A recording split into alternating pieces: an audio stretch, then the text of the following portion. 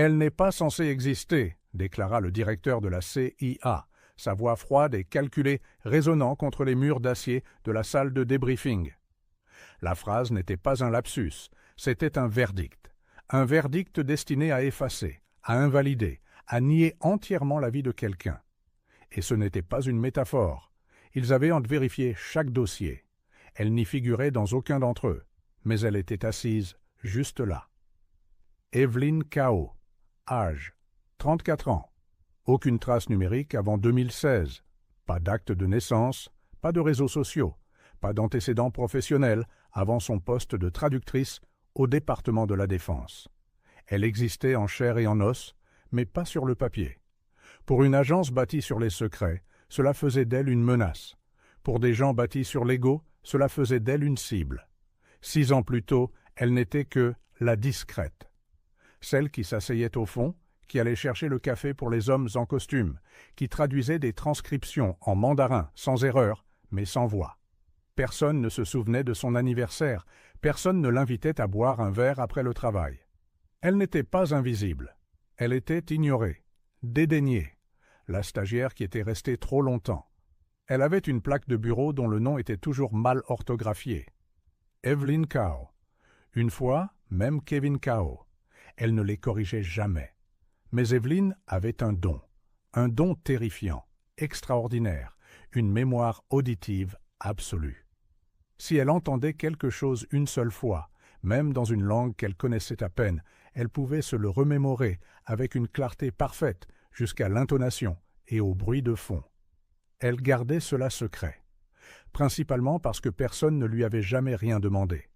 Jusqu'au jour où elle capta un murmure dans un couloir dérobé, une voix parlant russe superposée à un autre appel sur une ligne non identifiée. Cela ne faisait pas partie de sa mission, mais elle l'enregistra quand même, un déclic dans son cerveau. Quelque chose à propos de coordonnées. Quelque chose à propos d'une date. Le 14 août, et une phrase qui lui glaça le sang. L'actif doit être brûlé. Elle essaya de le signaler. Son superviseur se mit à rire. « On ne vous paie pas pour écouter les bruits de fond, Evelyn. » 2 jours plus tard, ce superviseur fut retrouvé dans son garage. Monoxyde de carbone. Un suicide, dirent-ils. Après cela, elle fit profil bas, mais elle continua d'écouter. Le temps que l'agence la prenne au sérieux, il était trop tard. Une brèche avait déjà eu lieu. Une fuite interne qui laissait lentement s'échapper des données vers un canal étranger inconnu.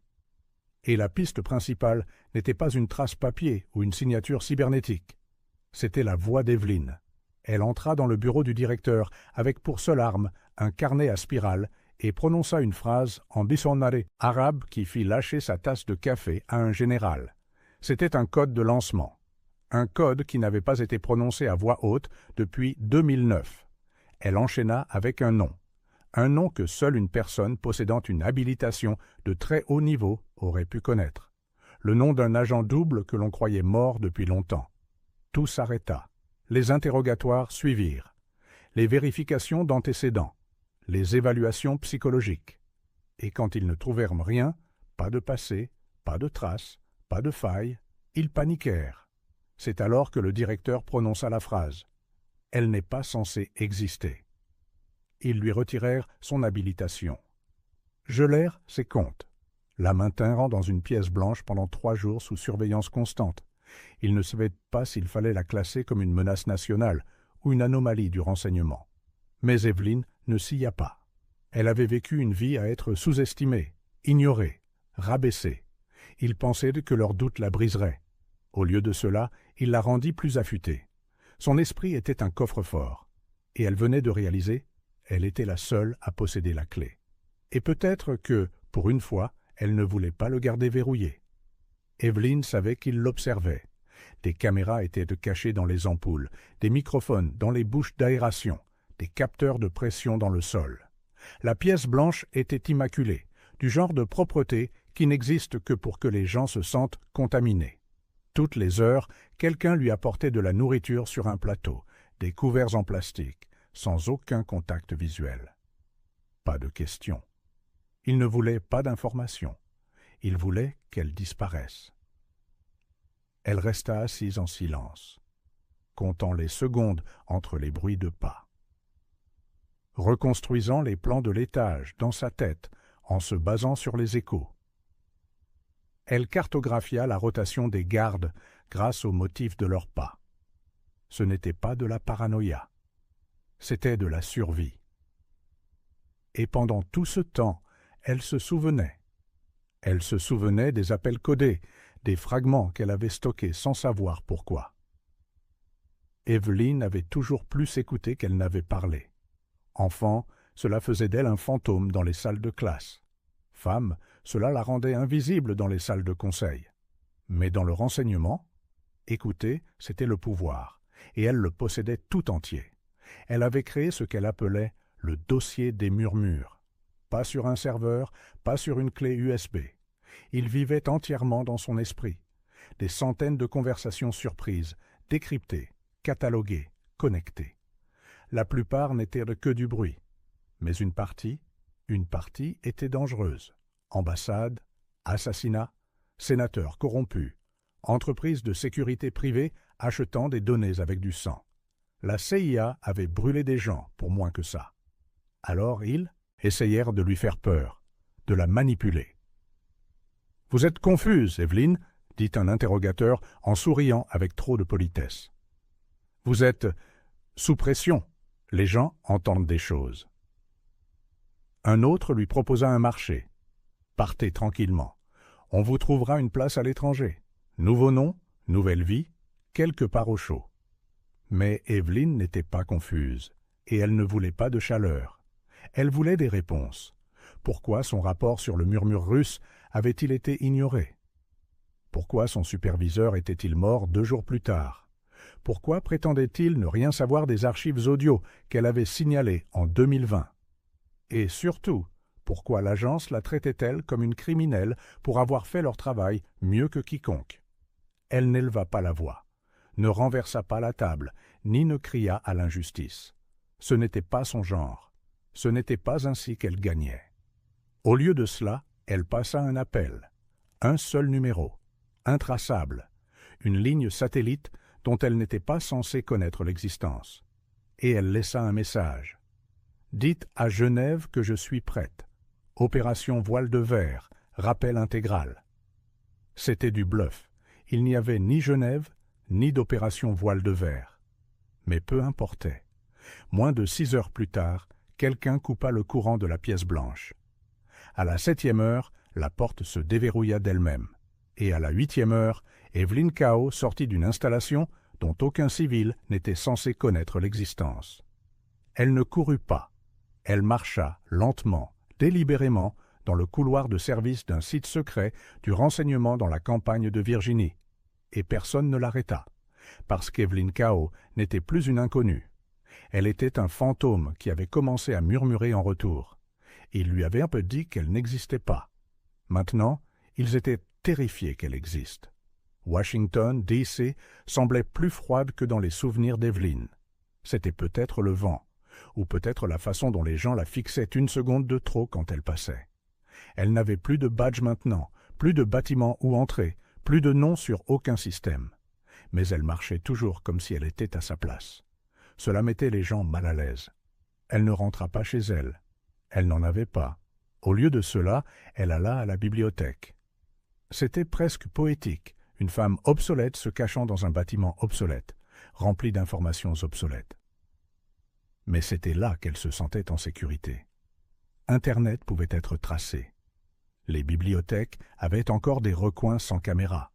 Elle sortit un stylo et ouvrit un bloc-notes. Pas de nom. Pas encore.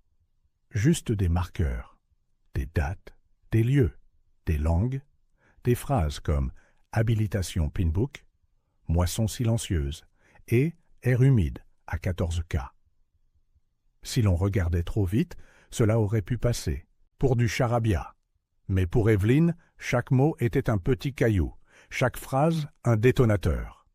Le dossier vivait dans sa tête, mais maintenant elle le transférait, lentement, sélectivement, sur papier. Pas pour le garder, pour l'exposer. Elle ne voulait pas de vengeance. Pas exactement. Ce qu'elle voulait, c'était une correction. Ils l'avaient rendu invisible parce que c'était plus facile que de reconnaître qu'ils avaient manqué quelque chose de vital, qu'ils avaient ignoré la personne assise au dernier rang, celle qu'ils pensaient sans importance. Maintenant, ils allaient devoir la regarder faire tout s'écrouler. Elle commença par celui qui avait ri. Le sénateur Ethan Briard, sous-comité de surveillance du renseignement. Officiellement, il était un fervent défenseur de la transparence. Officieusement, il avait participé à une boucle de surveillance illégale vendant des données privées à des sous-traitants de la défense. Evelyn n'avait pas d'enregistrement, mais elle avait la transcription, mot pour mot. Elle l'avait entendu sur une ligne brouillée en 2021, négociant dans le hall d'un hôtel de New York au sujet de sites de tests de drones au Yémen. Elle envoya la transcription, anonyme, intraçable, à 3 journalistes indépendants. Elle s'attendait à ce que l'un d'eux morde à l'hameçon. Les 3 mordirent. Au matin, Briard était sur toutes les unes. Il qualifia la fuite de fabrication. Une campagne de diffamation coordonnée par des acteurs étrangers. Mais Evelyn connaissait ce regard dans ses yeux. Elle regarda sa conférence de presse sur un moniteur poussiéreux de la bibliothèque et le vit. La peur. C'était le premier nom. Le second était plus difficile. C'était quelqu'un en qui elle avait eu confiance. L'agent Mira Delsin. Brillante, décorée, sympathique. Evelyn l'avait admirée de loin. Mira lui avait un jour souri dans l'ascenseur, l'une des rares à le faire. Mais Mira était aussi celle qui avait approuvé le transfert d'Evelyn à l'analyse linguistique, après sa première alerte de renseignement. Un enterrement silencieux. Enterrer la voix, enterrer la preuve. Evelyn traça la voix de Mira dans les archives. Un murmure capté dans un appel à la division des risques de l'anglais. « Elle est trop précise. Ce n'est pas naturel. Nous allons la déplacer. » Cette phrase tournait en boucle dans la tête d'Evelyn. Ce n'est pas naturel. Comme si ses capacités étaient un bug, un virus à mettre en quarantaine. Elle prépara un nouveau dossier.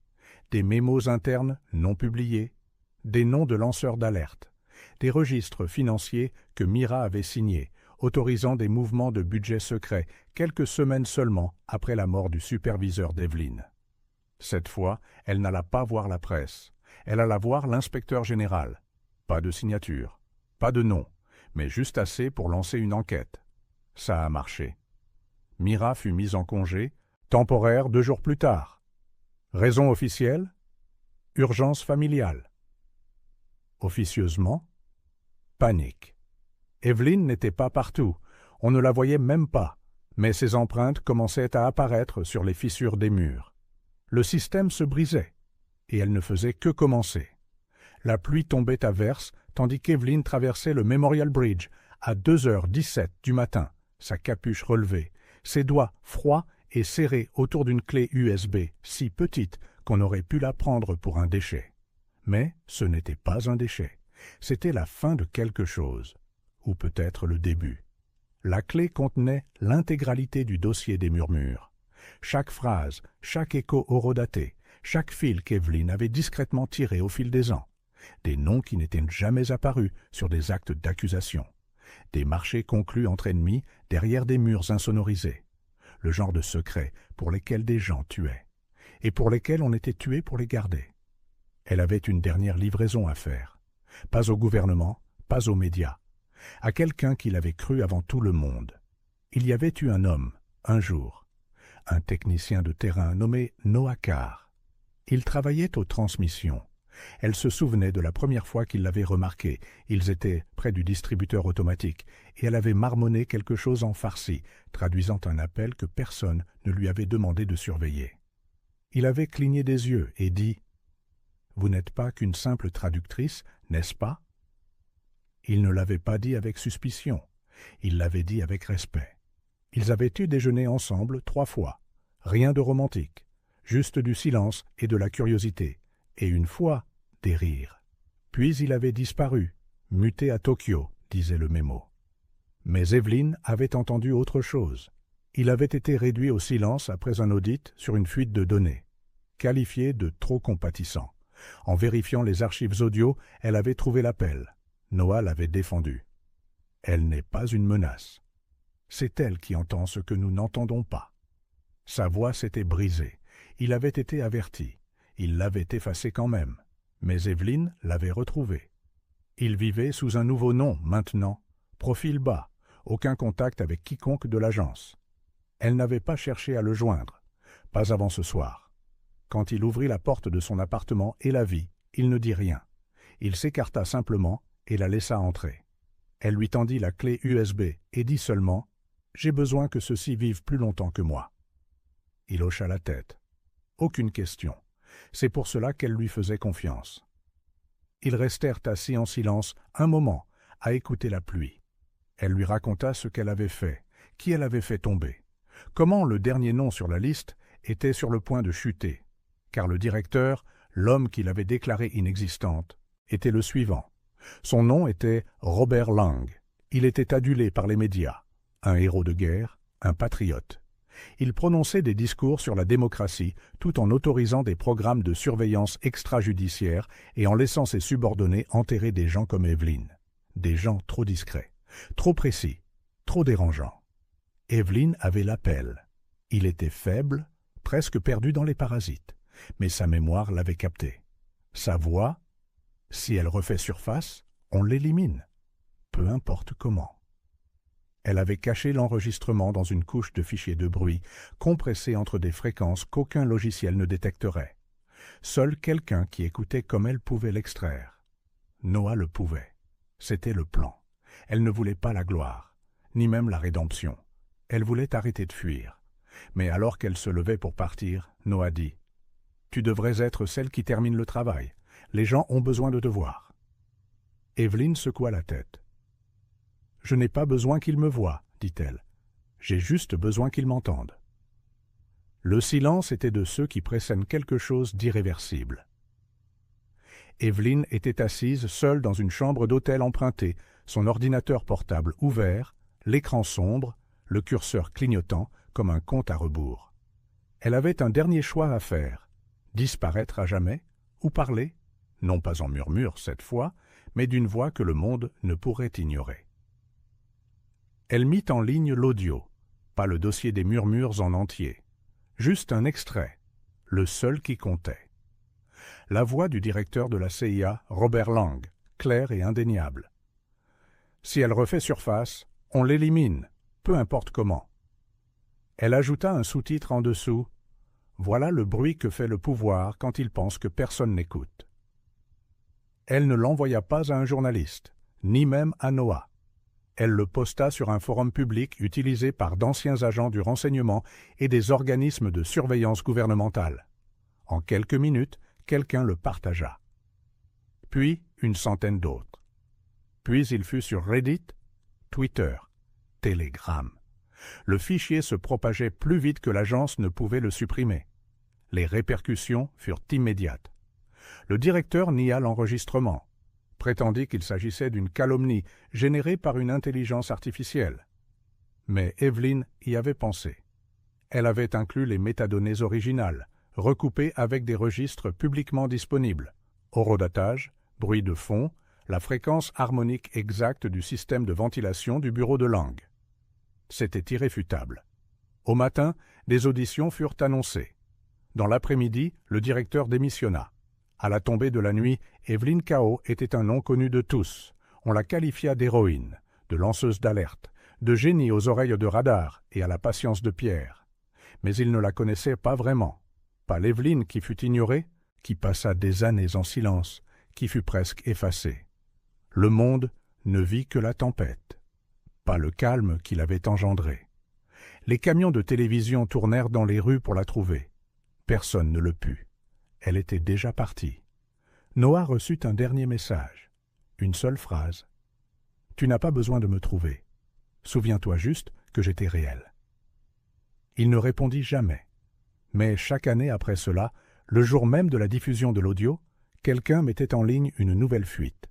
Nette, programmée, précise, exposant un mensonge, démantelant une dissimulation. Toujours anonyme. Mais ceux qui se souvenaient murmuraient le même nom. Evelyn Kao. Elle n'avait aucune trace numérique, aucun visage public, mais elle existait. Dans chaque recoin où la vérité était enterrée. Dans chaque histoire où ceux qui n'étaient pas entendus méritaient une voix. Dans chaque lieu où la justice murmurait plus fort que le pouvoir ne criait. Et quelque part, peut-être dans une foule, peut-être dans un train silencieux, quelqu'un tournait la tête à une phrase à moitié entendue et pensait à elle. Le fantôme qui écoutait. La femme qui n'était pas censée exister et qui, à la fin, s'était assurée que tous les autres existent.